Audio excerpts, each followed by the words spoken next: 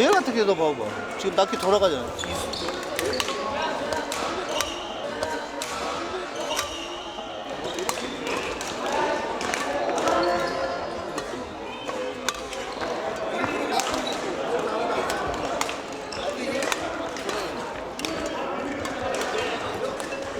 저거는 자기가 정확히 안 잡았거나 낚싯을 볼을 정확히 안 받거나 둘 중에 하나야. 내 그냥 서 있는 볼이라면은 빗 맞으면 욕먹을 수도 있어. 근데 볼이 상대편 코트에서 날려오는 볼이야. 빗 맞을 수도 있어 이건. 왜? 볼 속도가 강하면은 대처 능력이 안 되면은 스윙 자체가 밀리기 때문에 슬라이스가 날 수도 있는 부분이야. 왜 슬라이스 납니까? 제일 중요한 낚시를 잘 잡아봐라. 두 번째 뭘까? 볼을 잘 봐봐. 끝까지 보고 쳐봐라. 딱 단순하게 그거 두 개만 해결된다면은 거의 없을 것 같아.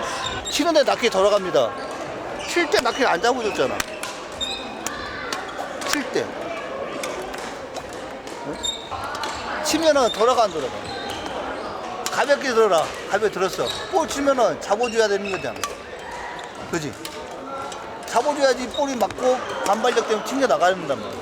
근데 다 뺐어. 자, 처음부터 돌아가고 있어. 볼이 맞으면 어떻게 될까? 오늘 힘에 의해서 돌리지. 그럼 당연히 나가는 거죠. 볼 오늘 이 속도하고 나가는 이걸 하고 정확히 맞추면서 힘을 버텨줘야지만이 볼이 튕겨 나가는 거잖아. 그립을 잘 잡아도 잘 잡아도 돌아갈 수 있어. 그치? 볼이 빠르면 어떻게 돼? 볼이 빠르거나 내 스윙이 빨랐어. 여기까지 와야지 스윙이잖아. 이 넘어가면 어떻게 돼? 감겨버리잖아. 여기도 마찬가지야.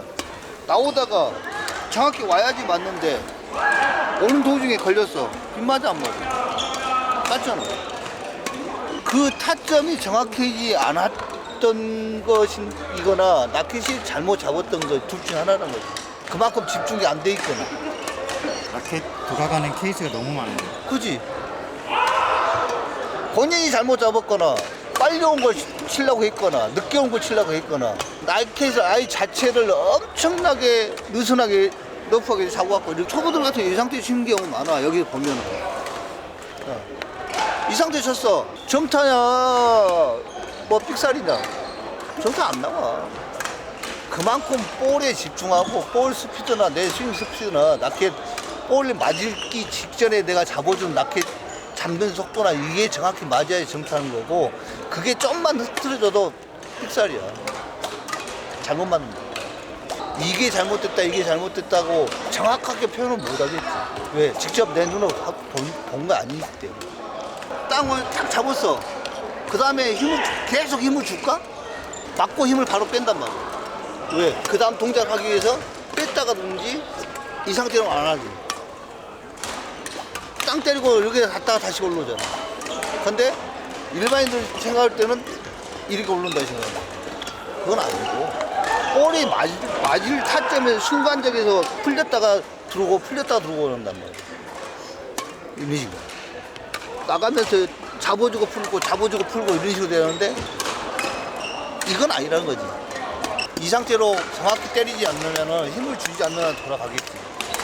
자, 느슨하게 했어. 맞고 그 다음에 잡겠다. 이 맞아갖고 돌아갔는데 픽살이 돌아갔잖아. 낮게 정타로 안 맞는다는 소리야. 뒤에 뜰 때는 이렇게 와서 이렇게 떨어지겠지. 이런 식으로. 여기서 칠 때 힘을 얼마나 여기서 정확히 맞추면서 힘을 줬냐, 버텨줬냐.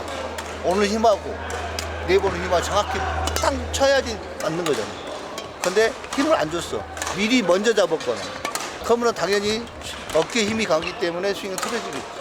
어마어마한 게 많겠지. 피치님이 생각하는 좋은 라켓의 기준이 뭐예요? 좋은 낚싯의 기준이 뭐냐? 샤프트지, 샤프트인데 샤프트의 진동을 얼마나 잡아줄 수 있냐? 그 차이가 낚싯의 기술이라고 봅니다. 그러니까 라켓 가격이 좀 다양하잖아요. 그러지. 비싼 낚싯도 있고 저가 낚싯도 있지만은 암만 해도 저가 낚싯 같은 낚싯 공장에서 만들었다 하지만은 암만 해도 울림 자체가 진동 자체가 틀리지. 딱딱하고 부드럽고 하는 이 볼을 맞았을 때 진동 자체가 좋은 라켓에다가 진동을 빨리 잡아줄 수 있는 게 있고, 일반적으로 안 되면은 진동을 못 잡아주면 엘보나 그런 경우가 많이 손목이 많이 무리가 가겠지.